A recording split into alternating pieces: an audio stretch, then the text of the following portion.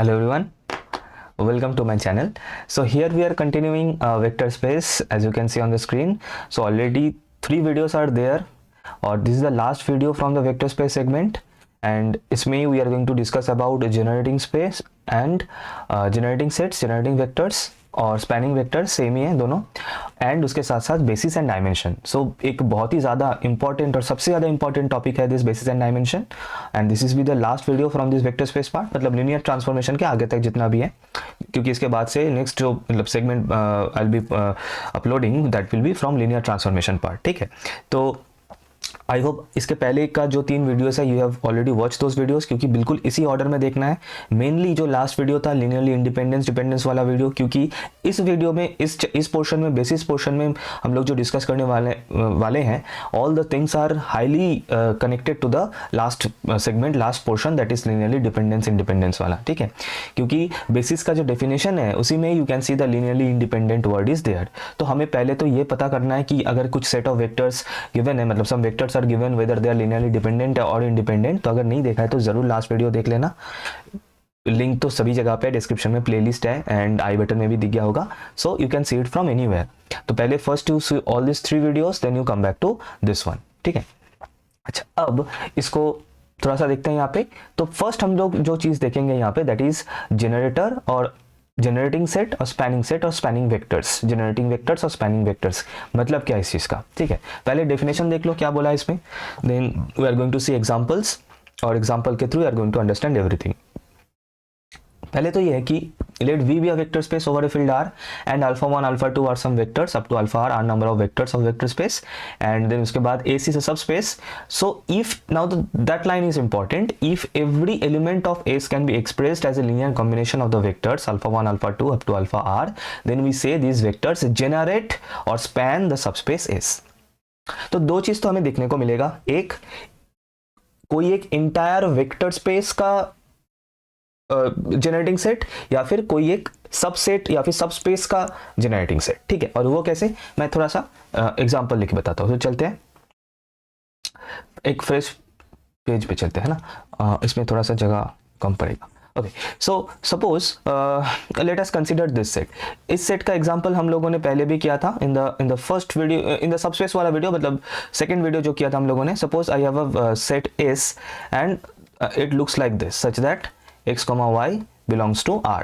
ठीक है, this is just an example, it can be anything. मैं सिर्फ समझाने के लिए I have taken this set S. तो S का मेंबर कैसा दिखता है, x, y, 0 such that x, y belongs to R. मतलब S का कोई भी मेंबर का फर्स्ट एंड सेकेंड कंपोनेंट 0 हो सकता है, नहीं भी हो सकता है, मतलब x एंड y का वैल्यू 0 हो सकता है, नहीं भी हो सकता है, लेकिन थर्ड कंपोनेंट हमेशा 0 होगा, and then only that will be a member of this set S. ठीक है, अच्छा अब इसके बाद थोड़ा सा देखना है यहाँ पे चीज़ों को. x y 0 को क्या मैं लिख सकता हूँ कुछ इस तरीके से. अगर मैं यहाँ से x कॉमन ले लूँ तो मैं लिख सकता हूँ 1, 0, 0, एंड अगर मैं y कॉमन लूँ प्लस 0, 1, 0. सर ये आपने कैसे लिखा? Now this is the important thing, समझना. देखो मैंने इस वेक्टर से अगर मैं x कॉमन लूँ तो ये फर्स्ट कंपोनेंट देखना, यहाँ पे क्या है x के साथ कुछ नहीं है, मतलब x इंटू 1 है यहाँ पे. फिर यहाँ पे सेकंड टर्म में सेकंड जो कंपोनेंट है, क्या यहाँ पे कुछ x का टर्म दिख रहा है, मतलब यहाँ पे 0 इंटू x है और इसीलिए यहाँ पे 0 हुआ है x कॉमन लेने के बाद, और थर्ड टर्म तो वैसे भी 0 है. सो 1, 0, ये बन गया जैसे मैं x कॉमन लूंगा. और जैसे y कॉमन लूंगा, देखना ध्यान से, तो फर्स्ट कंपोनेंट के y में y का कोई टर्म है नहीं है, तो that is 0 into y is there, so that is why it is 0. फिर सेकंड कंपोनेंट में yes 1 into y is there, so that is why y common लेने से जो 1 बताया था that will be there, and third component is 0. तो इस तरीके से वेक्टर से जो वेरिएबल्स हैं उनको कॉमन लिया जाता है. ये काम मैं एकदम शुरू में इसलिए मैंने बता दिया क्योंकि इसके आगे हम लोग जो भी क्वेश्चन सॉल्व करेंगे, बेसिस वगैरह जब हम निकालेंगे ना, this is going to be the main step. तो इसको अच्छे से समझ लो कैसे किया हम लोगों ने. x, y या फिर जितने भी वेरिएबल्स हैं उनको कॉमन कैसे लिया जाता है. अगर इसको और भी समझना है ना, बैक कैलकुलेशन करके देख सकते हो. दैट इज x को मल्टीप्लाई करो, y को मल्टीप्लाई करो, मतलब x को 1, 0, 0 जो वेक्टर है उसके अंदर मल्टीप्लाई कर दो, फिर y को मल्टीप्लाई कर दो, दोनों को ऐड कर दो, and you will get x, y, 0. So that is the back calculation, और वो हम करते आना है फ्रॉम द लास्ट वीडियो. जिन्होंने लास्ट वीडियो देखा है they all know this things. तो दिस इज द उल्टा, मतलब LHS टू RHS किया था हम लोगों ने, RHS to LHS kind of thing है जो उल्टा है. तो कैसे कॉमन लिया जा सकता है. I hope this is clear everyone. अब यहाँ से शुरू होता है इंपॉर्टेंट चीज है, दैट इज अब अगर इन दोनों वेक्टर्स को मैं अगर देखूं, ठीक है, अब ध्यान से देखना इस एक्सप्रेशन को, थोड़ा सा मैं क्लीन कर दूं इस जगह को, कंसेप्ट को समझना, इसको थोड़ा सा क्लीन कर देता हूं, एक सेकेंड। अच्छा ठीक है, ठीक है, ओके। अब देखो द पॉइंट इज इसका मतलब पहले तो this is the general format of S. इसका कोई भी वेक्टर होगा वो इसी फॉर्मेट पे दिखेगा, x, y, 0। और इसका मतलब इसका कोई भी वेक्टर को मैं लिख सकता हूं as a linear combination of these two vectors alpha 1 and alpha 2 से। इसका कोई भी मेंबर x, y, 0, इसका कोई भी मेंबर को I can express as a linear combination of alpha 1 and alpha 2। दिख रहा है ना वो C1 alpha 1 plus C2 alpha 2 वाला? yes, that you have covered in the last video, इसलिए बार बार बता रहा हूं, लास्ट वीडियो जरूर देखना है। yes, so if we can do this that means मतलब अगर इस अल्फा 1 और अल्फा 2 को लेके मैं एक सेट बना दूं, that is 1 0 0 and 0 1 0, so we can call कि this set मान लो इसका मैं नाम दे देता हूं W, so W set is this set is a generating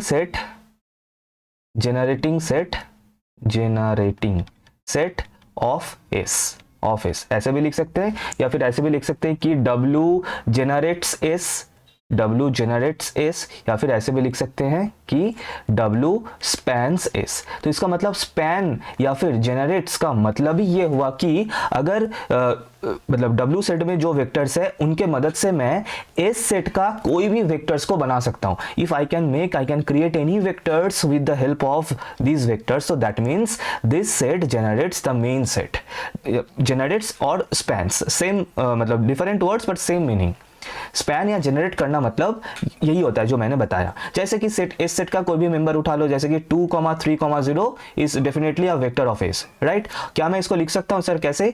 2 into 1 0 0 plus 3 into 0 1 0। ये सर लिख सकते हैं, क्यों नहीं लिख सकते? एंड नॉट ओनली दैट, 2 3 0 यहाँ पे कुछ भी हो, negative positive fraction whatever it is, and I can express this as a linear combination of 1 0 0 and 0 1 0, right? तो अगर ये हम कर पाते हैं तो वी कैन से कि दिस W जनरेट सेट्स और या फिर W स्पैन सेट्स। इसका मतलब स्पैनिंग, ये वो जो वर्ड हम लोगों ने देखा स्पैनिंग या फिर जनरेट्स, इसका मतलब आई गेस क्लियर है, it is clear everyone, right? Okay, तो ये तो हो गया कोई एक पर्टिकुलर सेट के लिए, फॉर सम सेट एस।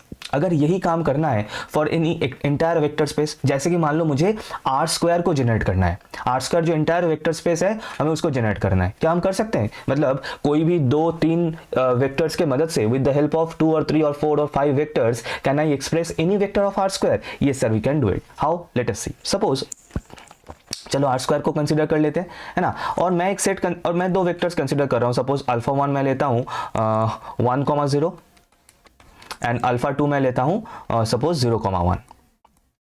अब आर स्क्वायर का कोई भी वेक्टर तुम दो, वट एवर वेक्टर, सपोज 5 -9, ये आर स्क्वायर का वेक्टर है। Yes, this is a random vector of R square, very good. तो क्या मैं इसको लिख सकता हूं सर 5 इंटू 1 0 प्लस -9 इंटू 0 1? हाँ सर, क्यों नहीं लिख सकते? बिल्कुल लिख सकते हो। इसका मतलब this any vector of R square can be written as a linear combination of this 2 vectors. तो इसका मतलब अगर मैं एक सेट बनाऊं W, और W सेट में अगर मैं इन दोनों को रखूं 1 0 एंड 0 1, तो इसका मतलब सेम तरीके से हम लोग बोल सकते हैं कि W spans R square, W spans R square और W स्पैन्स और W जनरेट्स आर स्क्वायर बोल सकते हैं। बिल्कुल, हाँ सर, क्यों नहीं बोल सकते? सेम कंसेप्ट है। अच्छा, अब यहाँ पे कुछ चीजें हमें समझना है, दैट इज एक तो क्या sir, this is the only possible set जो कि आर स्क्वायर को जनरेट कर सकता है, मतलब सिर्फ 1 0 0 1 से होगा? क्यों? कुछ भी हो सकता है। Infinite number of cases, infinite number of generating set we can have for any vector space. जैसे कि 1 0 0 1 की जगह पे अगर 2 0 0 2 होता, कोई दिक्कत नहीं, it can be there. -1 0 0 -1, so any multiple of this 1 0 0 1, any scalar multiple of 1 0 0 1, right? अच्छा, not only that, क्या सर हमेशा इसमें 2 वेक्टर ही रहेगा? Only alpha 1 alpha 2 can be there? No sir, उससे ज्यादा भी वेक्टर हम लोग रख सकते हैं चाहे तो। दैट इज सपोज एक और वेक्टर मैं कंसिडर करता हूं, सपोज अल्फा 3 को लेते हैं, चलो 1 1 सपोज, है ना। तो क्या इसको मैं लिख सकता हूं? इसको थोड़ा सा चेंज कर लेते हैं ना, so that you can do the differentiate. Okay तो क्या मैं लिख सकता हूं दिस प्लस 0 × 1 1, इसको ऐड कर देते हैं ना यहाँ पे कुछ इस तरीके से, कर सकते हैं, क्यों नहीं कर सकते, बिल्कुल कर सकते हैं, राइट तो सिर्फ अल्फा थ्री क्यों, और भी वेक्टर्स हम लोग चाहे तो रख सकते हैं, है ना, सपोज 100, 200/3 रखो ना, रखो कोई दिक्कत नहीं, लेकिन 0 इंटू करके उसको भी ऐड कर दो, 100, 200/3, जितना चाहे उतना रखो तब भी चलेगा, है ना। मतलब यहाँ मेरा पॉइंट ये है कि बिल्कुल जरूरी नहीं है कि एक स्पैनिंग सेट W में फॉर आर स्क्वायर में बता रहा हूँ, फॉर आर स्क्वायर उसमें केवल 2 ही वेक्टर है, 2 से ज्यादा 3 4 5 6 जितना भी चाहे उतना वेक्टर्स हम लोग रख सकते हैं, ये अल्फा 4 होगा वैसे, जितना भी चाहे उतना वेक्टर्स हम लोग रख सकते हैं, लेकिन रखने का कोई फायदा नहीं है, रखने का कोई फायदा नहीं है। और वो क्यों, अब यहाँ पे चीजों को समझना है। देखो अब इसी से ही जो नेक्स्ट टॉपिक है बेसिस वो क्लियर होगा, कैसे कि 1001 तक तो ठीक था, 1001 तक तो बिल्कुल ठीक था, लेकिन ये जो 11 है जो कि अल्फा 3 है, that itself can be expressed as a linear combination of alpha 1 and alpha 2। इस 11 को मैं लिख सकता हूं अल्फा 1 प्लस अल्फा 2, इसका मतलब अल्फा 3 जो है दैट इज ये जो 11 है ना, इसका कोई अलग से इसका कोई सिग्निफिकेंस नहीं है इन द सेट W सेट में, इसका अलग से इसका कोई सिग्निफिकेंस नहीं बना है। Same goes for alpha 4, alpha 4 को मैं लिख सकता हूं this can be expressed as 100 into alpha 1 plus 200/3 into alpha 2, तो this itself can be expressed as a combination of alpha 1 and alpha 2। So the point is, एक चीज कुछ चीजें यहां से इसका मतलब क्लियर हो रहा है कि हाँ एक जनरेटिंग सेट में I can keep any number of vectors, यहाँ पे मैंने सिर्फ 2 वेक्टर रखा था, लेकिन इससे ज्यादा भी वेक्टर्स मैं रख सकता हूँ, कोई दिक्कत नहीं, लेकिन रखने का कोई फायदा नहीं है फॉर आर स्क्वायर, रखने का कोई फायदा नहीं है because those vectors are already dependent upon these 2 vectors. ठीक है, क्लियर है। अच्छा एक और चीज, तो इसका मतलब सर W में सिर्फ 2 वेक्टर है, मतलब 2 से ज्यादा वेक्टर रह सकता है, ये तो क्लियर है, कोई दिक्कत नहीं, लेकिन 2 से कम, मतलब अगर सिर्फ एक वेक्टर रखूंगा तो मतलब सिर्फ suppose 10 is there, no 01 is there suppose, तब क्या ये तब क्या W एक स्पैनिंग सेट या फिर जनरेटिंग सेट रहेगा, नहीं, तब प्रॉब्लम है। क्यों, क्योंकि मान लो अभी ये 5, -9 को मुझे एक्सप्रेस करना है as a linear combination of the vectors of this W set, तो 5 तो हो जाएगा, 5 × 10, लेकिन ये -9 को मैं कहां से लाऊं, पॉसिबल नहीं है। तो इसका मतलब जनरेटिंग सेट में 2 से ज्यादा वेक्टर रह सकता है फॉर आर स्क्वायर, बार बार बता रहा हूँ, ये आर स्क्वायर के लिए बता रहा हूँ, आर स्क्वायर का कोई भी जनरेटिंग सेट में 2 से ज्यादा वेक्टर्स तो रह सकता है, लेकिन 2 से कम दैट इज एक वेक्टर, ये तो पॉसिबल नहीं है, नहीं रह सकता। At least 2 vector should be there, more than 2 vectors is welcome. ठीक है, अच्छा इसको और समझते हैं। तो मैंने बताया आर स्क्वायर का कोई भी जनरेटिंग सेट हो, या फिर जनरेटिंग सेट या फिर स्पैनिंग सेट, जनरेटिंग और spanning set of R square, तो उसमें at least 2 vectors will be there, at least 2 vectors, more than 2 vectors can be there, कोई दिक्कत नहीं। फॉर एग्जाम्पल कि 1001 जो हम लोगों ने देखा है ना, बिल्कुल जरूरी नहीं है कि यही एकमात्र हो, और भी कुछ भी हो सकता है, like 100,0 and 0,35, yes this can B an example, हो सकता है। अच्छा सिर्फ 2 वेक्टर्स है ऐसा जरूरी नहीं है, इससे ज्यादा भी हो सकता है, सपोज 203,409, ये मिला के एक सेट बना दो and this will be a spanning set of R square, कोई दिक्कत नहीं, कि जो भी हो सकता है। लेकिन फिर से बता रहा हूं, इसको रखने का कोई फायदा नहीं है, क्योंकि हम लोग इसको एक्सप्रेस कर सकते हैं as a linear combination of these 2 vectors, हो जाएगा, आराम से कर सकते हो। और ये कैसे करते हैं पता करने के लिए, we have already covered this in the last video में हम लोगों ने ये किया था, वहां से हम लोग देख सकते हैं, राइट। ये हो गया आर स्क्वायर के लिए। ठीक है, आर क्यूब के लिए क्या फंडा है, आर क्यूब के लिए भी सेम फंडा है, उसमें उसका आर क्यूब का कोई भी जनरेटिंग सेट या स्पैनिंग सेट होगा, जनरेटिंग सेट और स्पैनिंग सेट में कितना, एटलीस्ट कितना वेक्टर चाहिए, yes at least 3 vector should be there, at least 3 vector should be there, at least 3 vector should be there. ठीक है, जैसे कि मान लो एग्जांपल देता हूं, एग्जांपल मान लो 100, 010 एंड 001, क्लियर है। सर क्या तीन ही वेक्टर, इन तीनों वेक्टर को ही हमेशा रखना पड़ेगा? Absolutely not necessary, we can keep more than this 3 vectors. इन तीनों को ही कंपलसरी रखना है? नहीं, इनको भी हम लोग चेंज कर सकते हैं। मान लो मैंने रख दिया 2 0 0 0 -90 एंड 0 0 -45, व्हाटएवर कुछ भी हो सकता है, लेकिन at least 3 vector should be there. More than 3 vectors no problem, but less than 3 vectors not possible. ठीक है, तो ये तो हो गया जनरेटिंग सेट या फिर स्पैनिंग सेट का फंडा। आई होप यहां तक बिल्कुल चीजें क्लियर है। इससे ही नेक्स्ट जो चीज बनता है दैट इज बेसिस। इसके बाद जो आएगा दैट इज बेसिस। ठीक है, अब बेसिस होने के लिए मतलब जैसे कि ये जो सेट है हम लोगों के सामने, जैसे कि R3 के पॉइंट ऑफ व्यू, R³ के पॉइंट ऑफ व्यू से अगर मैं बताऊं, और हम लोग के सामने जो सेट दिख रहा है 1 0 0 0 1 0 0 0 1, क्या ये एक बेसिस है? Is this a basis of R³? कैसे पता करें? बेसिस होने के लिए 2 चीज चाहिए, 2 things should be there. First मतलब 2 कंडीशन शुड बी देयर। मैं बता देता हूं, देख लो। अच्छा, बेसिस का जो डेफिनेशन है is basis if the vectors in the set are linearly independent and if they generate V. मतलब वेक्टर स्पेस को जनरेट तो करना ही पड़ेगा, दैट इज जनरेटिंग वाला कंडीशन तो सेटिस्फाइड चाहिए। उसके साथ साथ सेट में जो वेक्टर्स हैं दो शुड बी लीनियरली इंडिपेंडेंट। अब मैं यहाँ पे एग्जांपल देके बता रहा हूँ, जैसे कि R² का हम लोगों ने एग्जांपल किया था, अब समझना चीजों को। और उसका एक जनरेटिंग सेट हम लोगों ने बनाया था, मान लो 1 0 एंड 0,2 सपोज। ठीक है सर, क्या ये सेट एक बेसिस भी है? Is this a basis of R²? Is this a basis of R²?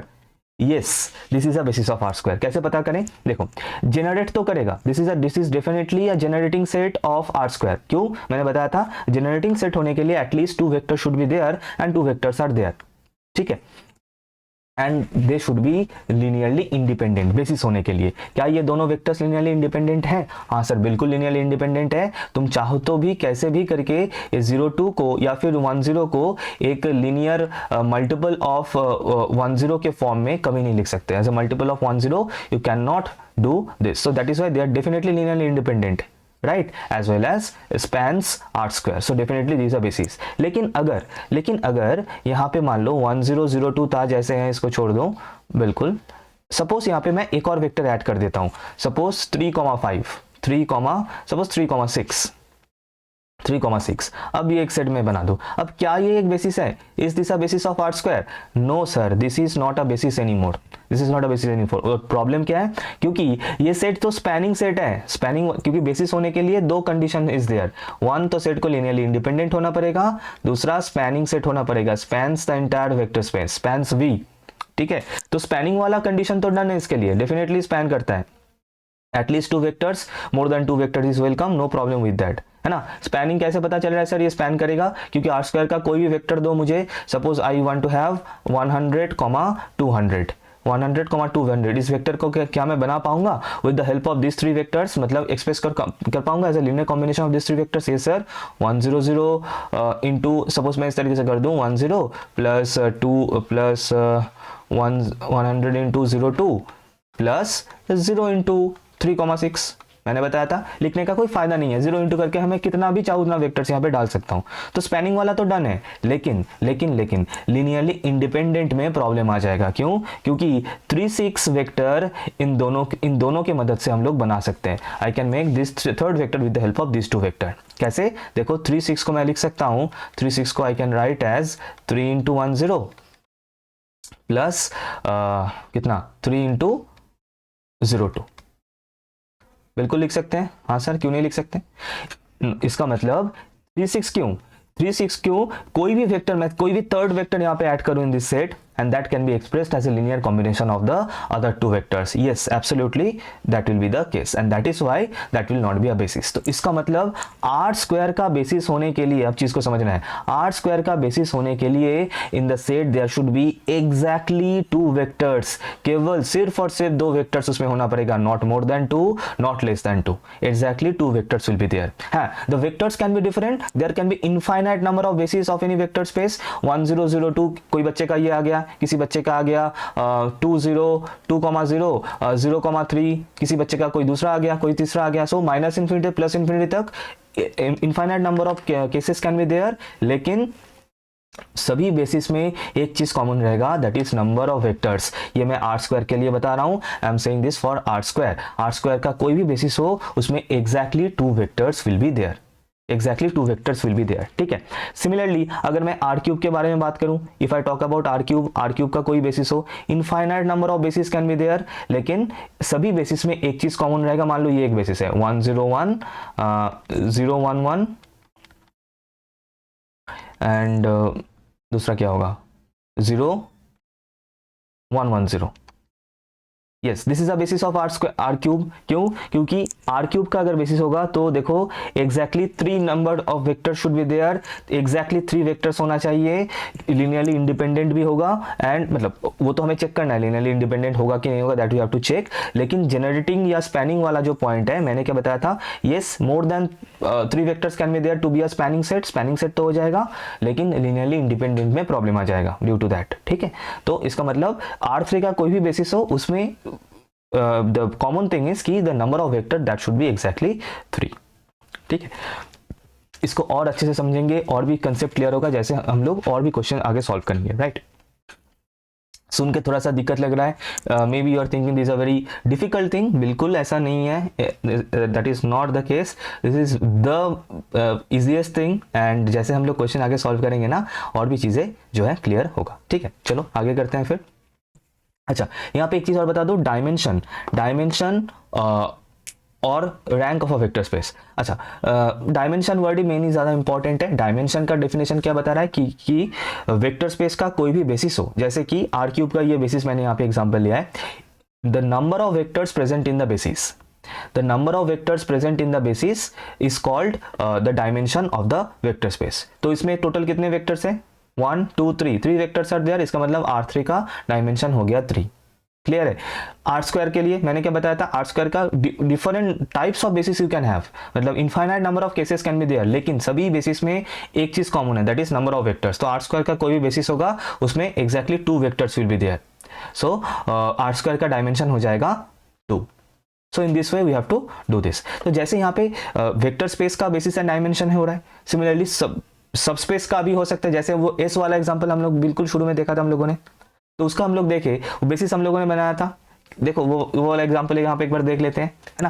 देखो ये वाला एग्जांपल जो हम लोगों ने किया था एस वाला, तो एस का ये जो सेट है दिस सेट, ये तो स्पैनिंग सेट तो है ही, spanning set definitely is a spanning set, generates S, ये तो हम लोगों ने देख लिया। मतलब point number 2 is done.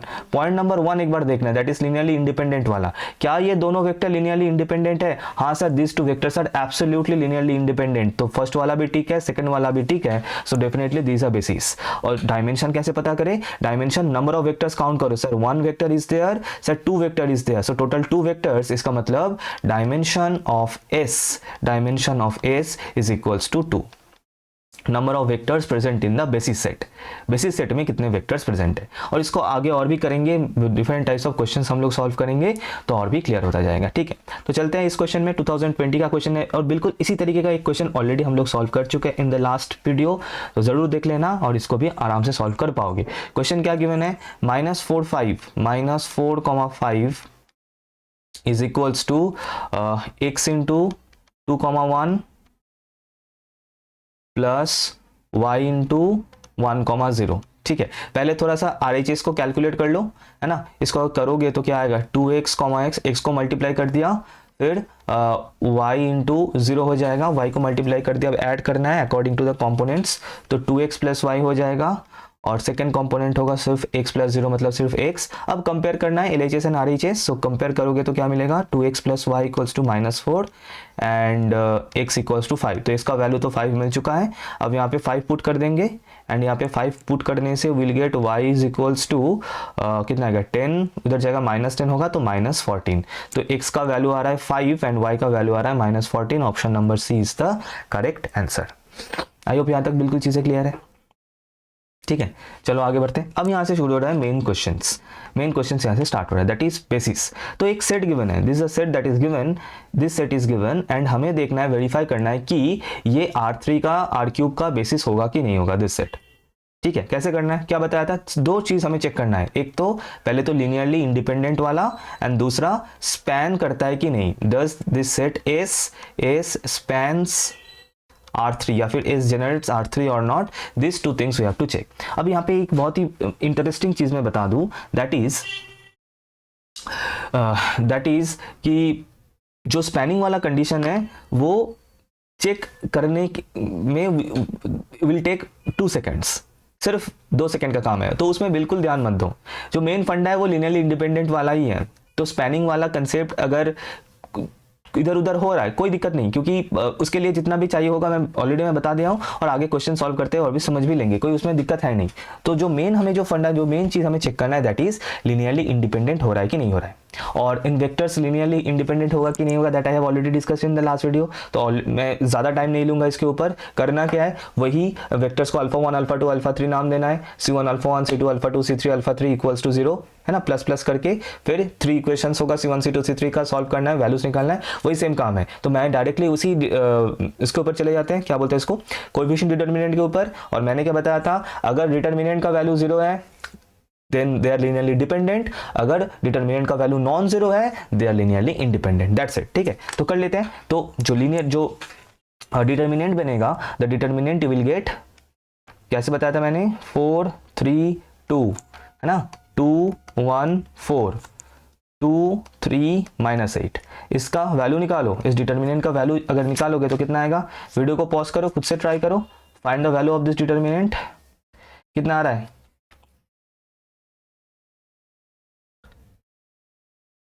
so the value will be, expand this with respect to first कलम करते हैं, चलो कोई दिक्कत नहीं, फर्स्ट रो के रिस्पेक्ट में कर सकते हो.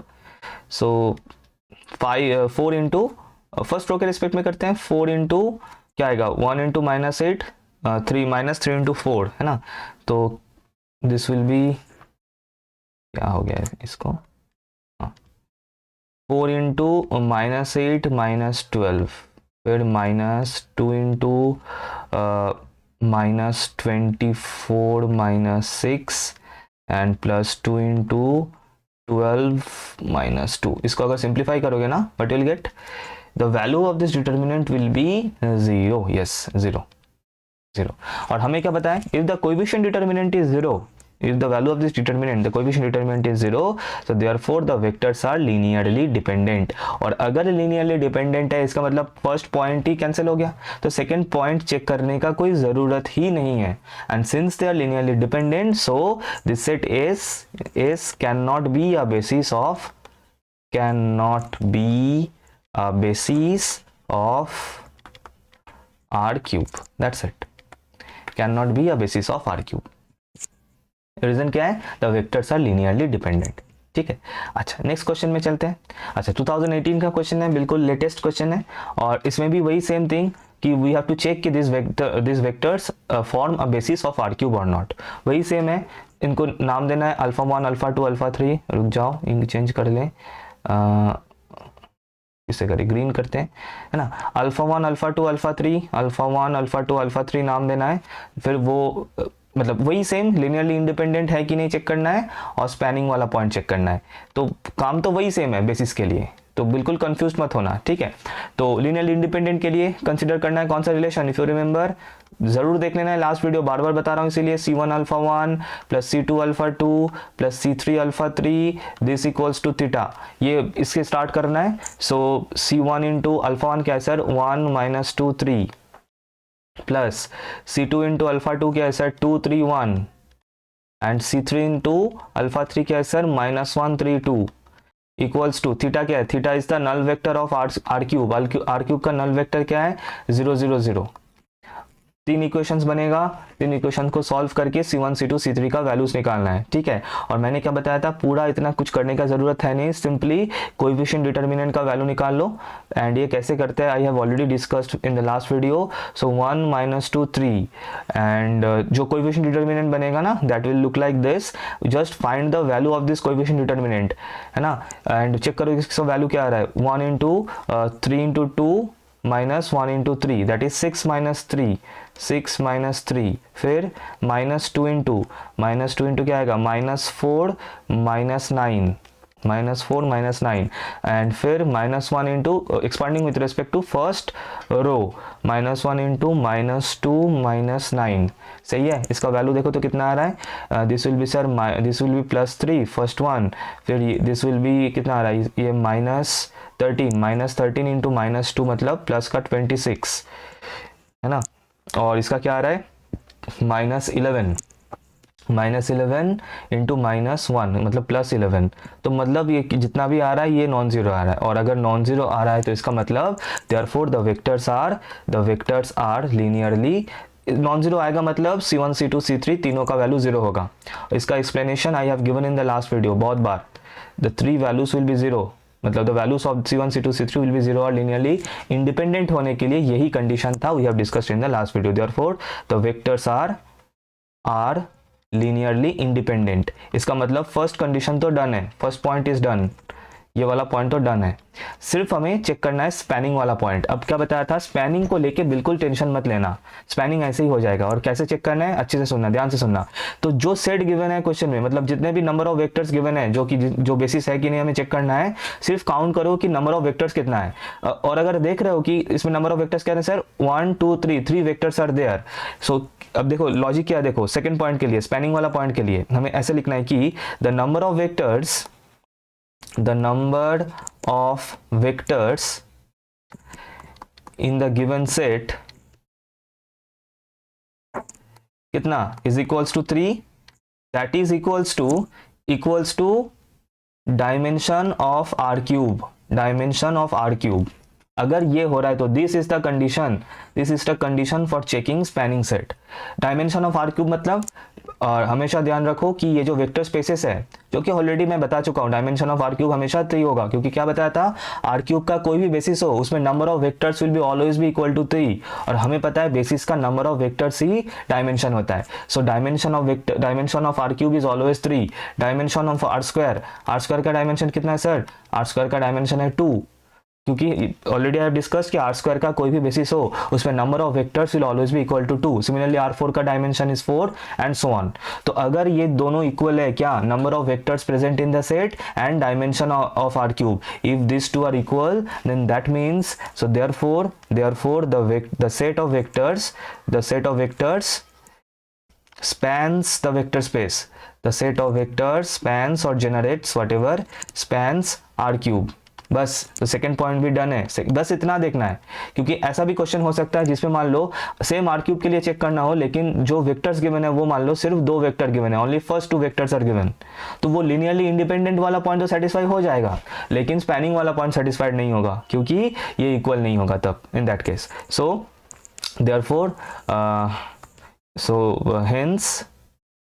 hence the given vectors form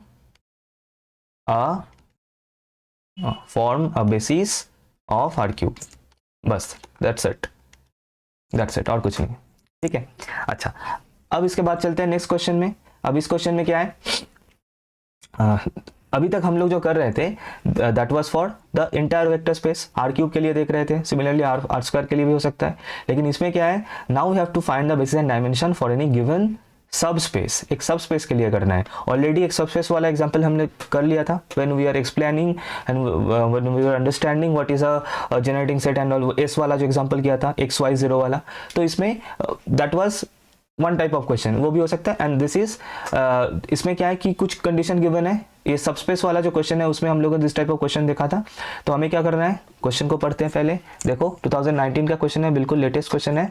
find the basis and dimension of the subspace W where W is given in this way. तो W का कोई भी मेंबर XYZ, मतलब W का वेक्टर मेंबर होने के लिए ये जो कंडीशंस हैं, this 2 conditions should be satisfied, ठीक है। अब इसके बेसिस एंड डायमेंशन हमें करना है, कैसे करें, देखो पहले तो एक चीज मैं बता दूं, अगर ये क्वेश्चन कॉम्पिटिटिव में आ रहा है and only dimension is asked, then we can do it in just 1 second और 2 सेकेंड में क्वेश्चन का सॉल्यूशन हो जाएगा। वो कैसे होगा मैं सॉल्यूशन के बिल्कुल एंड में बताऊंगा, लेकिन उसके पहले कैसे करना है ये थोड़ा सा देख लेते हैं। चलो,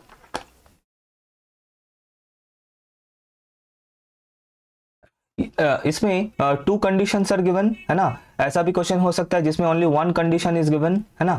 तो वन कंडीशन वाला मैंने इसमें नहीं डाला है, लेकिन अगर मतलब दो कंडीशन वाला समझ में आ रहा है तो वन कंडीशन वाला भी हो जाएगा, and that solution will be very much similar to the जो एग्जांपल में हम लोगों ने किया था, एस वाला जो क्वेश्चन किया था हम लोगों ने उसके साथ बिल्कुल सेम होगा, ठीक है। लेकिन पहले इसको कर लेते हैं कैसे सॉल्यूशन स्टार्ट करते हैं। तो what will do, will start by taking any vector from this set W। So ऐसा लिखते हैं कि let alpha equals to P Q R लेते हैं, let alpha equals to P comma Q comma R belongs to W। और अगर this P Q R is a member of W, then ये जो W का दो कंडीशन है वो डेफिनेटली ये सेटिस्फाई करेगा, करना ही पड़ेगा। सो वी विल हैव, ऐसा लिखते हैं कि be any arbitrary vector of W, ठीक है, be any arbitrary vector of W। Then तो दोनों कंडीशन सेटिस्फाई करेगा, तो हमें क्या मिलेगा, P plus 2Q plus R equals to 0, ये कंडीशन हो गया। दूसरा 2P plus Q plus 3R equals to 0, ये हो गया सेकंड कंडीशन, ठीक है। तो फिर से बता रहा हूं, अगर ये एक कंडीशन वाला होता, इसमें सिर्फ एक कंडीशन, अच्छा मैं इसी में ही बता दूंगा, पहले इसको कर लेते हैं। अब हमें क्या करना है, हमें इन दोनों इक्वेशन को सॉल्व करके पी क्यू आर का एक वैल्यू निकालना है, दैट्स इट, ठीक है। लेकिन इसमें क्या दिक्कत है कि sir two equations are there and only one two equations but three variables are there, तो इनफाइनाइट सॉल्यूशन वाला केस बनेगा। हाँ सर बिल्कुल बनेगा। तो कैसे भी करके मुझे सॉल्व करके पी क्यू आर का वैल्यू चाहिए, और तो इसका मतलब पी क्यू आर का वैल्यू कुछ ऐसा आएगा कि पी का value is dependent upon Q and R, this kind of thing, right. तो करना क्या है, देखो मैं तो बोलूंगा कि इसको सॉल्व करने के लिए बेस्ट पॉसिबल वे है cross multiplication, if you remember, है ना। तो सॉल्विंग कैसे करते थे, P by, remember, equals to Q by equals to R by, ऐसे करते थे ना, रिमेंबर। ओके, तो कैसे होता था, P बाई इसके नीचे क्या आएगा, इसके नीचे आएगा 2 इंटू 3 माइनस 1 इंटू 1, रिमेंबर। तो 6 माइनस 1, Q के नीचे क्या आएगा, Q के नीचे उल्टा होगा, ऑपोजिट होगा, that is 2 into 1 minus 3 into 1, 2 into 1 मतलब 2 माइनस 3 इसके नीचे आएगा। अच्छा, और Q के नीचे क्या आएगा, हो गया, R के नीचे आएगा 1 इंटू 1 मतलब P और Q का coefficient here 1 into 1 minus 2 into 2, 1 into 1 minus 2 into 2, that is 1 minus 4। वही बिल्कुल हम लोग ये बचपन में करते थे स्कूल में। सो क्या आएगा, P divided by 5 is equals to Q divided by minus 1, and Q का कुछ हो गया, अब ठीक है, equals to R divided by minus 3 equals to K लेते हैं, K से where K is any real number, where K is any real number। So इसका मतलब P equals to क्या लिख सकते हैं, P equals to we can write 5K। अच्छा, Q equals to क्या लिख सकते हैं, minus K, and R equals to लिख सकते हैं माइनस 3K, सही है। सो ये जो अल्फा जिससे हम लोगों ने स्टार्ट किया था PQR, इसको हम लोग क्या लिख सकते हैं कि therefore alpha equals to P का वैल्यू क्या मिला है सर, 5K, Q का वैल्यू मिला है सर माइनस K, R का वैल्यू मिला है सर माइनस 3K। अगर हम यहाँ से K को कॉमन ले लें तो 5 कॉमा माइनस 1 कॉमा माइनस 3, वो दिख रहा है ना, वो कॉमन वाला जो हम लोगों ने बिल्कुल शुरू में किया था, एस वाला जो एग्जांपल ये रहा, इसमें एक्स और वाई को कॉमन लेके मैंने इसीलिए बताया था, ये सबसे ज़्यादा इंपॉर्टेंट काम है बेसिस डायमेंशन में, ठीक है। ये ना वो सिंगल कंडीशन वाला है, अगर एक कंडीशन होगा तो कुछ ऐसे मिलेगा यहाँ पे इस तरीके से, और अगर दो कंडीशन होगा कुछ इस तरीके से मिलेगा जैसे यहाँ पे हमें मिला है, ठीक है। Where k is any real number, where k belongs to r, where k belongs to r, that's it, ठीक है। K is any real number. तो इसका मतलब, अब इसको थोड़ा समझना है, बस कंसेप्ट यहीं पे है और कुछ नहीं। इसका मतलब अल्फा, अब समझना, अल्फा जो कि W का कोई भी एक आर्बिट्ररी रैंडम वेक्टर है, उसको मैं लिख सकता हूं as a scalar multiple of this vector. Sir यही तो था स्पैनिंग का कंसेप्ट, यही तो था जनरेटिंग सेट का कंसेप्ट। W का कोई भी वेक्टर को, any vector of W can be written as a scalar multiple of this vector. बताया था ना एकदम शुरू में, alpha 2 equals to K into alpha 1। Sir वही वाला तो रिप्रेजेंटेशन है, हाँ सर बिल्कुल वही रिप्रेजेंटेशन है। तो इसका मतलब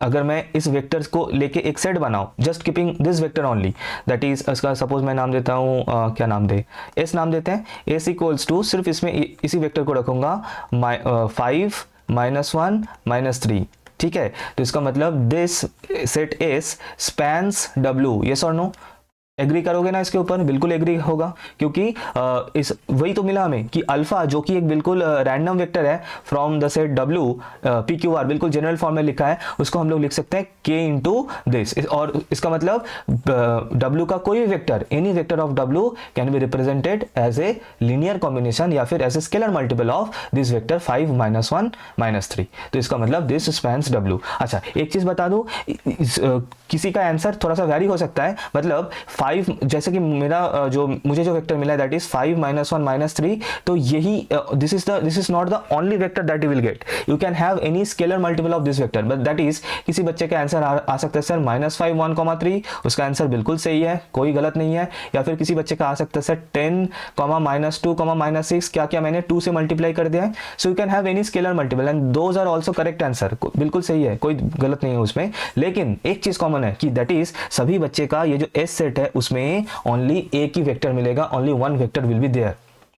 अच्छा, तो क्योंकि सिर्फ और सिर्फ एक ही वेक्टर है तो बेसिस होने का, ये तो स्पैनिंग वाला कंडीशन तो सेटिस्फाइड है, स्पैनिंग वाला कंडीशन को लेके कोई दिक्कत है नहीं, लेकिन बेसिस होने के लिए दो कंडीशन था, एक तो था लीनियरली इंडिपेंडेंट वाला, दूसरा स्पैनिंग वाला। तो स्पैनिंग वाला तो डन है, लीनियरली इंडिपेंडेंट वाला का क्या फंडा है, और भी आसान हो गया इसमें, क्यों? क्योंकि सिर्फ और सिर्फ एक ही वेक्टर है, और लीनियरली डिपेंडेंट या इंडिपेंडेंट तब होगा अगर एक से 2 या 3 या 4 वेक्टर है, कोई मतलब इसमें तो कोई प्रॉब्लम ही है नहीं, क्योंकि only one vector is there, और सिंगल वेक्टर तो हमेशा लीनियरली इंडिपेंडेंट होगा, सिर्फ only one vector is there, so definitely that will be a linearly independent vector, और this set will be a linearly independent.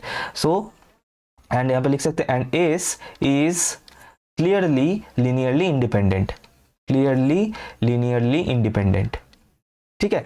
So therefore और hence S is a basis of W, hence S is a basis of W and dimension of S, अब dimension of W निकालना है, S नहीं, कभी भी dimension of this basis set का dimension नहीं होता है, डायमेंशन किस सेट का होता है, जो मेन सेट होता है, जिसका बेसिस हम लोगों ने निकाला है, जो मेन सेट जिसका बेसिस निकाला है उसका डायमेंशन होता है, मतलब डायमेंशन ऑफ W, ठीक है। Dimension of W is equals to क्या बताया था, number of vectors present in the basis set. Basis set में कितना वेक्टर है sir, only one vector is there, so therefore this is it, dimension of W is equals to 1।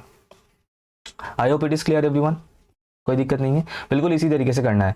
मतलब ये question आता है, बहुत ही इंपॉर्टेंट है, आता है 5 to 7 मार्क्स के लिए आता है, एंड जितना भी मार्क्स के लिए आएगा we have to do in this way, that's it, clear है? ओके अच्छा, अब ये सिंगल कंडीशन वाला होता, सिंगल कंडीशन वाला क्वेश्चन मैंने वैसे डाला नहीं यहाँ पे, ये तो एक्सटेंशन एंड रिप्लेसमेंट थ्योरम है, I am going to explain that also, but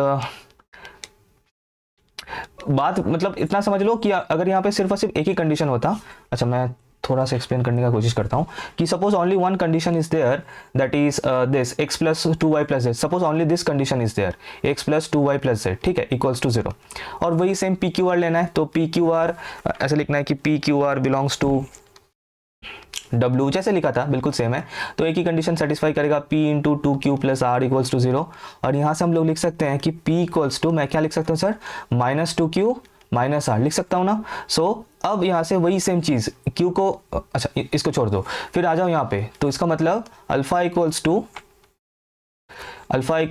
PQR equals to, P को P रखते हैं, P को कुछ नहीं करते, नहीं, P की जगह पे ये जो हम लोगों ने अभी एक्सप्रेशन निकाला है ना, इसको पुट कर देते हैं, तो क्या आ जाएगा, -2Q minus R comma Q comma R।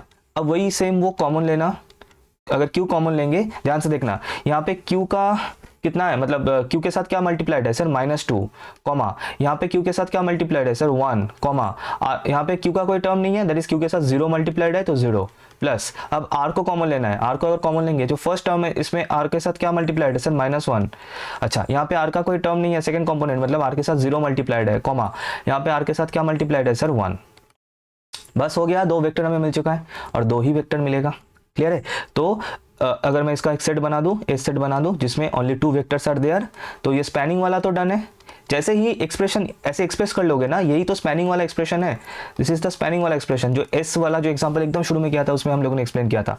तो दिस सेट सिर्फ हमें वेरीफाई कर लेना है कि इस दोनों वेक्टर्स लीनियरली इंडिपेंडेंट है, and that you can do in many ways. Rank निकाल के कर सकते हो, वही से सही रहेगा, you can do in that way, rank निकाल के देख लेना, है ना। मतलब इन दोनों वेक्टर्स का ऐसे लिखना, कॉमा नहीं होगा, -2 1 0 एंड दूसरा वेक्टर क्या है -1 0 1, और इस मैट्रिक्स का रैंक निकाल लेना रो एशेलॉन फॉर्म करके, और देखना रैंक 2 होगा। अगर रैंक 2 होगा that means number of vectors, मतलब rank of this matrix is equals to the number of vectors, वही रैंक वाला कंसेप्ट। एंड जो ये भी हम लोग कवर कर चुके हैं, लीनियर इंडिपेंडेंट वाला जो वीडियो है उसमें, मतलब जो लास्ट वीडियो है लेक्चर नंबर 3, उसमें we have explain this thing.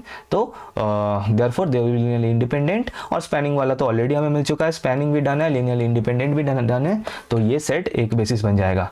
और डायमेंशन कितना होगा in that case, dimension of W क्या होगा, how many vectors are there in the set, इस सेट में टोटल वेक्टर्स कितना है sir, only 2 vectors are there, so dimension will be 2, that's it.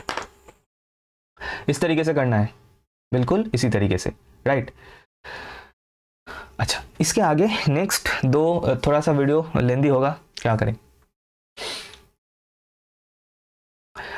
Extension theorem and replacement theorem, ठीक है।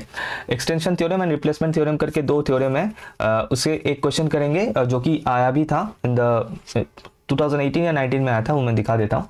तो basically क्या है, दो थ्योरम है, इंपॉर्टेंट थ्योरम है, प्रूफ नहीं चाहिए, सिर्फ स्टेटमेंट चाहिए, एंड थ्योरम को यूज करके क्वेश्चन का सॉल्व करना चाहिए, बस और कुछ नहीं, इतना काफ़ी है। तो एक्सटेंशन थ्योरम पहले देखेंगे, फिर रिप्लेसमेंट थ्योरम। एक्सटेंशन थ्योरम क्या है, एक्सटेंशन थ्योरम ये बोल रहा है कि मान लो कोई एक, देखो जैसे कि R³ का, ठीक है, R³ का कोई भी बेसिस होगा तो उसमें मुझे एग्जैक्टली 3 वेक्टर्स देखना चाहिए, 1 2 3, राइट। लेकिन मान लो एक सेट गिवन है जिसमें ओनली 2 वेक्टर्स आर देयर, तो उस सेट को मुझे एक बेसिस बनाना है ऑफ R3, ठीक है। तो क्या करना है, ऑब्वियसली उस सेट को एक्सटेंड करके एक वेक्टर उसमें ऐड करना है।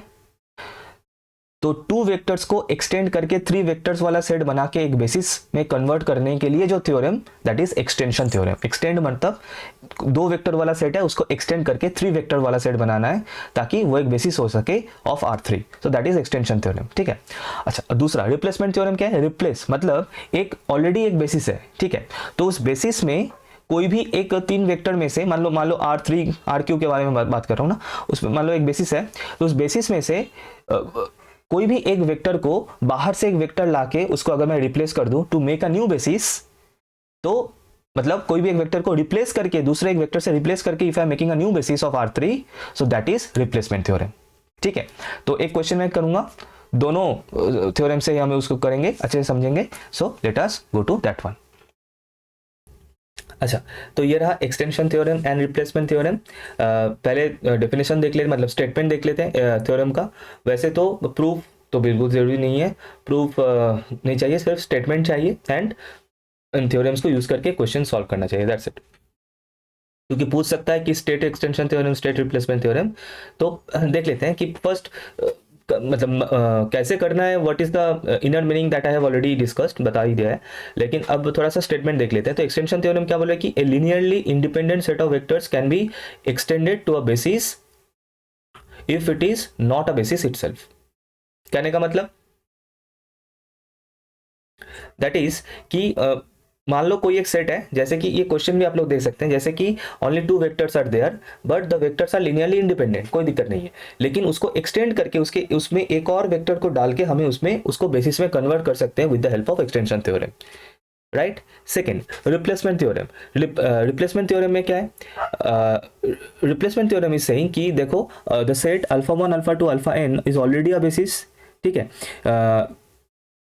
Then if beta which is a non-null vector in V such that beta can be expressed as this, beta is equals to जो पुराना बेसिस था, मतलब जो ऑलरेडी बेसिस था उसके मदद से एक्सप्रेस करना है।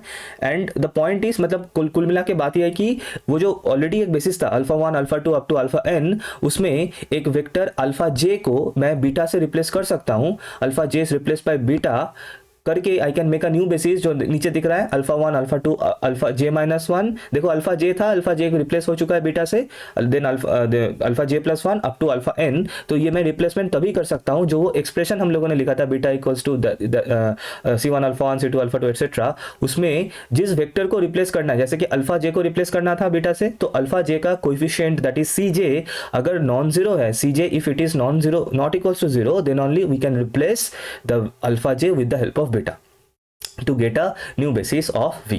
So this is the thing. I hope it is clear everyone. ठीक है, इसको और अच्छे से समझेंगे, मतलब समझ में आ ही जाएगा और भी प्रॉपर्ली जैसे हम लोग इस क्वेश्चन को सॉल्व करें। अच्छा, क्वेश्चन क्या है, 2018 का क्वेश्चन है। क्वेश्चन ये बोल रहा है कि find the basis of the real vector space R cube containing the vectors 1 1 2 and 3 5 2। अब बात यह है कि क्वेश्चन में मेंशन नहीं है एक्सटेंशन या रिप्लेसमेंट थ्योरम, तो अगर क्वेश्चन में मेंशन नहीं है obviously we are going to use extension theorem, क्योंकि वो बिल्कुल हलवा मेथड है, इजी है, 2 लाइन 3 लाइन में क्वेश्चन हो जाएगा। लेकिन अगर रिप्लेसमेंट थ्योरम मेंशन कर देगा तो बेटा करोगे, मतलब करना तो है ही। So we have to do in that way only, जैसे ही जिस तरीके से शायद वॉइस थोड़ा सा कम आया होगा, अब ठीक है, ठीक है, बीच बीच में हो जाता है। अच्छा, तो चलते हैं सॉल्यूशन में। पहले एक्सटेंशन थ्योरम से करेंगे, right. First will use extension theorem and then will use replacement theorem. चलो कैसे करना है एकदम लिख के प्रॉपर्ली करेंगे। तो अच्छा, अब ये जो सेट है गिवन है, इस सेट में ओनली 2 वेक्टर्स आर देयर, तो डेफिनेटली ये एक बेसिस नहीं है, क्योंकि R क्यूब का अगर बेसिस है तो मुझे उसमें एग्जैक्टली 3 वेक्टर्स दिखना चाहिए, जो कि इसमें नहीं है। तो कैसे भी करके मुझे यहाँ पे एक वेक्टर डालना है। सर कहाँ से वेक्टर डाले, कैसे पता चलेगा, कैसे कुछ करना है, तो इसके लिए always use a basis which is well establish, जो हमें पहले से बताया एक बेसिस है, जैसे कि रिप्लेसमेंट थ्योरम में लिखा है ना, start with a basis which is already established as a basis. तो इसके लिए we use the standard basis. ये जो स्टैंडर्ड बेसिस है, स्टैंडर्ड बेसिस क्या है, 1 0 0 0 1 0 and 0 0 1। This is called, this is the standard basis। हमें पता है ये बेसिस है, क्योंकि ये linearly independent भी है as well as spans the vector space 0 0 1। this is already and this is called as standard basis। इसको standard basis बोला जाता है। ये हो गया R3 के लिए, R स्क्वायर के लिए 1 0 0 1।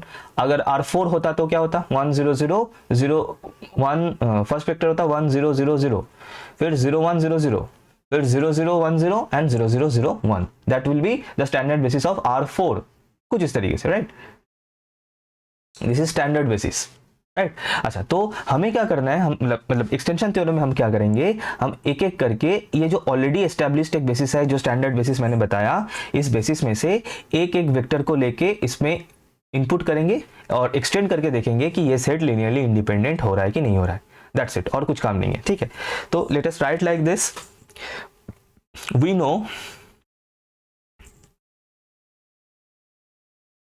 know, then write that standard basis, that is 1 0 0 0 1 0 0 0 1।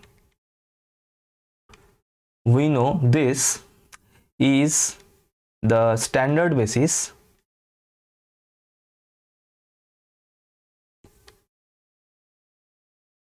of R cube, full stop। we select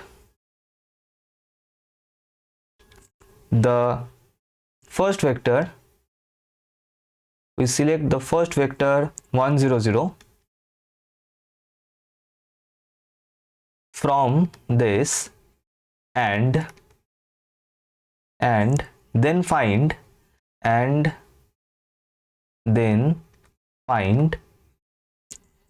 whether the 3 vectors, whether the 3 vectors,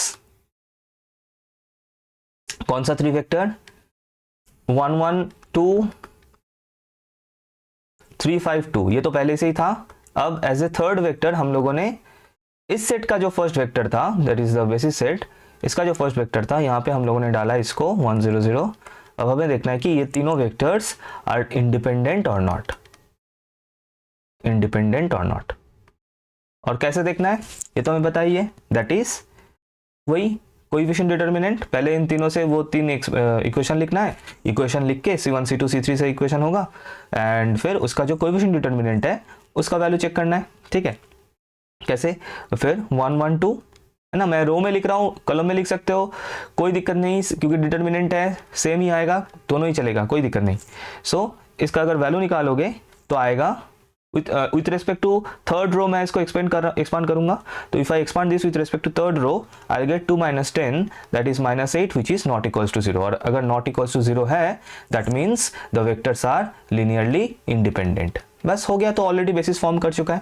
अब यहाँ पे बात यह है कि मान लो 1 0 0 डाल के, है ना, मान लो यहाँ पे इसका वैल्यू 0 आ रहा था, तो इसका मतलब वो लीनियरली डिपेंडेंट होता, तो इसका मतलब 1 0 0 से तो काम नहीं होता, तो उसके बाद फिर से हमें करना होता, फिर से सेकंड वेक्टर डालना होता इसमें, दैट इज 0 1 0 को ऐड करना होता, इस 1 0 0 की जगह पे 0 1 0 को डाल के फिर से हमें चेक करना होता ये कोएफिशिएंट डिटरमिनेंट 0 आ रहा है कि नॉन 0 आ रहा है, कुछ इस तरीके से। और ये तीनों वेक्टर में से कोई ना कोई वेक्टर से डेफिनेटली जो एक्सटेंशन थ्योरम यूज करके हम इसको एक्सटेंड कर पाएंगे इन अ बेसिस, जो गिवन सेट है उसको।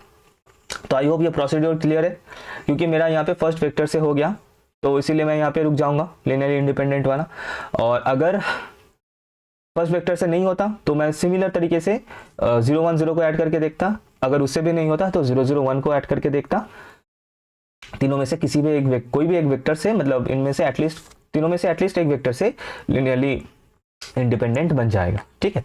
और स्पैनिंग वाला पॉइंट वो तो सेम है, वही लॉजिक है, क्योंकि number of vectors are 3 and dimension of R cube is also 3, so that is spanning वाला तो सेटिस्फाइड होगा, वो मैं नहीं लिख रहा हूं, वो तो पता ही है कैसे कुछ करना है, so definitely this will be a basis. तो ये बेसिस हो जाएगा कौन सा, 1 1 2 3 5 2 and 1 0 0, this is a basis of R cube. यही तो करना था, हमें एक बेसिस बनाना था और हम लोग बेसिस बना दिए इसको। यहाँ पे ये लिख लेना, हाँ ठीक है, वो स्पैनिंग वाला पॉइंट लिख लेना, स्पैनिंग होगा क्योंकि number of vectors is equals to this, number of vectors, अच्छा मैं लिख ही देता हूँ, number of vectors is equals to dimension of R cube, number of vectors of what, of this set, ठीक है। तो स्पैनिंग वाला भी होगा, ठीक है। ये तो हो गया एक्सटेंशन थ्योरम से। अब सेम ही क्वेश्चन को, इसी क्वेश्चन को हम लोग करेंगे with the help of replacement theorem. Now will do with the help of replacement theorem.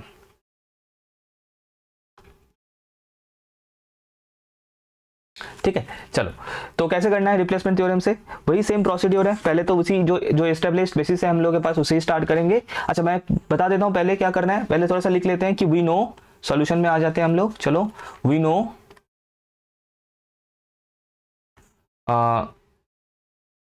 Alpha, अच्छा जो स्टैंडर्ड बेसिस था 1 0 0 0 0 वाला, यहाँ पे ना अल्फा 1 अल्फा 2 का थोड़ा सा नाम दे देंगे ताकि हमें मार्क करने में आसानी हो, दैट्स इट, और कुछ नहीं।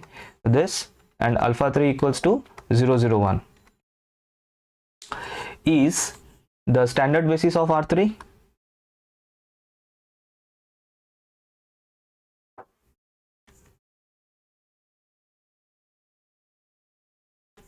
Standard basis of R cube. अच्छा अब जो गिवन वेक्टर्स है वी सी, मैं बताता हूं कंसेप्ट बताता हूं, पहले लिख लेते हैं वी सी।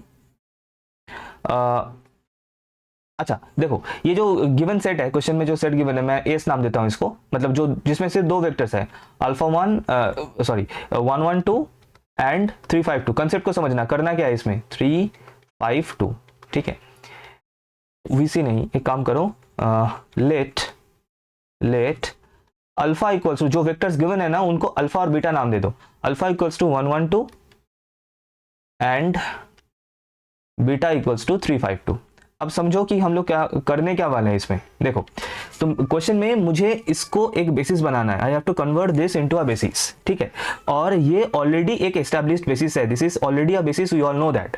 तो अभी मैं क्या करूंगा, मैं रिप्लेसमेंट थ्योरम को यूज करके ये जो ऑलरेडी एस्टैब्लिश्ड बेसिस है इसको रिप्लेस करूंगा with the help of this vectors. मतलब सिंपली करना क्या है, एक एक करके इन दोनों वेक्टर्स को, अल्फा एंड बीटा को एक एक करके इस बेसिस में डालना है, घुसाना है, इसमें इसके अंदर घुसाना है, घुसा के एक 3 वेक्टर वाला बेसिस बनाना है और कुछ नहीं।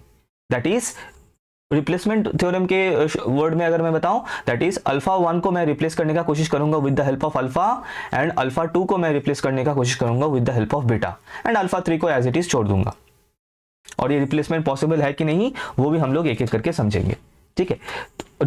और उससे क्या होगा, अल्फा 1 अगर अल्फा और अल्फा 2 अगर बीटा से रिप्लेस हो जाएगा, so will get a basis, और बेसिस फॉर्म हो जाएगा, that is alpha comma beta comma alpha 3, right. तो वही करना है। तो क्या करेंगे, अब देखो क्या लिखेंगे, वी सी, अब रिप्लेसमेंट होगा। अब मैं क्या कर रहा हूं समझना, मैं ये जो ऑलरेडी एस्टेब्लिश बेसिस है यहाँ पे अल्फा 1 को रिप्लेस कर रहा हूं विद द हेल्प ऑफ, और alpha 1 is going to be replaced by alpha, ये मेरा टारगेट है, this is my target, alpha 1 को मैं रिप्लेस कर सकूं अल्फा से। उसके लिए जो भी करना है मैं वो कर रहा हूं। देखो we see alpha equals to क्या है क्वेश्चन में, 1,1,2, that is equals to 1 into 100 plus 1 into 010 plus 2 into 001। क्या हुआ ये एक्चुअल में क्या हुआ, देखो रिप्लेस तो ऐसे ही तो रिप्लेस करना चाह रहा हूं और रिप्लेस कर सकता हूं, ऐसा तो नहीं है, there should be some conditions and all, yes. तो करना क्या है, so if we are replacing alpha 1 by alpha, पहले तो express alpha as a linear combination of that established basis, जो पहले से बेसिस था उसके लीनियर कॉम्बिनेशन के फॉर्म में लिख लो अल्फा को, ठीक है। और ये है अल्फा 1, इस अल्फा 1 को रिप्लेस करना चाह रहे हो ना, तो अच्छा क्या इसके बाद मैं लिख सकता हूं कि this implies alpha equals to 1 into alpha 1 plus 1 into alpha 2 plus 2 into alpha 3, right, लिख सकते हैं, बिल्कुल चलेगा। Okay, so now the point is the replacement is possible, क्यों, मैंने बताया था जिसको मतलब इस अल्फा को अल्फा 1 को रिप्लेस करना है with the help of alpha, और ये पॉसिबल तभी है अगर अल्फा 1 का इस एक्सप्रेशन में अगर अल्फा 1 का कोएफिशिएंट नॉन जीरो है तो Cj is not equals to 0, that is when we can replace the alpha 1 by alpha, right। तो यहाँ पे वही लिखेंगे कि since the coefficient of alpha 1 is 1 which is not equals to 0, so by replacement theorem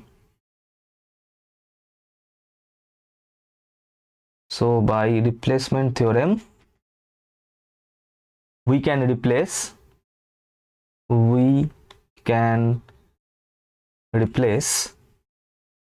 alpha 1 and get a new basis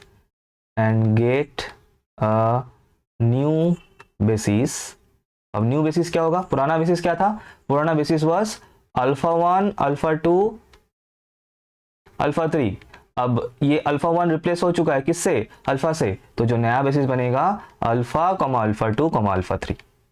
अब हम लोग का नेक्स्ट टारगेट क्या है, नेक्स्ट टारगेट है इस बीटा को घुसाना अंदर, किसकी जगह पे, पुराना बेसिस भूल जाओ, इसका काम हो चुका है खत्म, पुराना बेसिस भूल जाओ, अभी जो भी होगा with respect to this new basis होगा। अभी न्यू बेसिस में जो अल्फा 2 है उस अल्फा 2 को हम लोग रिप्लेस करेंगे with the help of beta, beta को घुसाना है इसके जगह पे in the place of alpha 2, so this is our new thing. अब वही सेम प्रोसीड्योर, फिर बीटा को एक्सप्रेस करेंगे। एक काम करता हूँ, हम नेक्स्ट पेज में चलते हैं, एक काम करता हूँ मैं पेज ऐड कर लेता हूँ। Okay, now let beta equals to, beta question में क्या गिवन है, 352। अब देखो करना क्या है, पहले तो बीटा को एक्सप्रेस करना है ना with the help of this vectors. अच्छा, सो अगर मैं अल्फा 2 को रिप्लेस करना चाहूँ with the help of beta by beta, then पहले तो मुझे बीटा को एक्सप्रेस करना है as a linear combination of this new basis alpha 2 and alpha 3, तो पहले तो हमें वो करना है, that is beta equals to, अब बीटा क्या है, 352 क्वेश्चन में गिवन है, ये रहा, ये देखो सेकंड जो वेक्टर था, इक्वल्स टू, अब इसमें मैं डायरेक्टली कर सकता था क्योंकि जो वेक्टर्स था वो इजी था, 1 0 0 0 1 0 0 0 1, इसमें मैं नहीं कर सकता, डायरेक्टली मुझे सॉल्व करके निकालना है इसको, ठीक है। तो सॉल्व कैसे निकालने के लिए पहले एक्सप्रेशन, मतलब वही सेम वही एक्सप्रेशन वाला, एक्सप्रेस करने वाला लीनियर कॉम्बिनेशन में जो करते हैं ना, उसको पहले लिख लेते हैं, that is C1 alpha 1 plus C2 into alpha 2 plus C3 into alpha 3, ये हो गया। अब वही सॉल्व करके C1 C2 C3 का वैल्यूज निकालना है। तो यहाँ पे अल्फा क्या है, अल्फा इज अल्फा क्या था, 1 1 2 1 1 2, फिर प्लस अल्फा 2 क्या है, alpha 2 is 0 1 0 plus C3 into alpha 3 क्या है 0 0 1। ठीक है, तो 3 यहाँ से इक्वेशन बनेगा, 3 इक्वेशन जो बनेगा वो कैसे दिखेगा, कुछ इस तरीके से C1 को मल्टीप्लाई करेंगे और ऐड करेंगे तो कुछ इस तरीके से C1 plus 0 into C2 plus 0 into C3, ये होगा first component, comma second component होगा C1 plus C2 plus 0 into C3, और फिर उसके बाद थर्ड कंपोनेंट होगा 2 into C1 plus 0 into C2 plus C3। ठीक है, और लेफ्ट हैंड साइड में क्या है 3 5 2, तो इसको कंपेयर करके, दोनों साइड को कंपेयर करके हमें 3 इक्वेशंस मिलेगा, विल गेट 3 इक्वेशंस। तो वो जो 3 इक्वेशंस है कुछ इस तरीके से मिलेगा, C1 इक्वल्स टू 5 मिलेगा, सॉरी C1 इक्वल्स टू 3 मिलेगा फर्स्ट इक्वेशन, फिर C1 plus C2 equals to 5 मिलेगा second equation, and 2C1 plus C3 equals to 2 मिलेगा थर्ड इक्वेशन। ठीक है, तो अब यहाँ पे अगर C1 का वैल्यू पुट कर दूँ इसमें, तो मुझे यहाँ से C2 का वैल्यू मिल रहा है सर 2, और अगर C1 का वैल्यू मैं इसमें पुट कर दूँ तो यहाँ से मुझे C3 का वैल्यू मिलेगा -4। इसका मतलब ये जो एक्सप्रेशन था, इस एक्सप्रेशन में मुझे सभी का वैल्यूज मिल चुका है, C1 C2 C3 का, और वो क्या मिला है, so we have got beta equals to क्या था C1 अल्फा, राइट, तो 3 अल्फा फिर plus 2 into alpha 2 minus 4 into alpha 3। तो इसका मतलब अब टारगेट क्या था, मुझे इस अल्फा 2 को रिप्लेस करना था बीटा से, तो कर सकता हूँ, वाई, क्योंकि ये जो कोएफिशिएंट है वो है non zero, so you can write की since वही same coefficient of alpha 2 is equals to 2 which is not equals to 0, so we can replace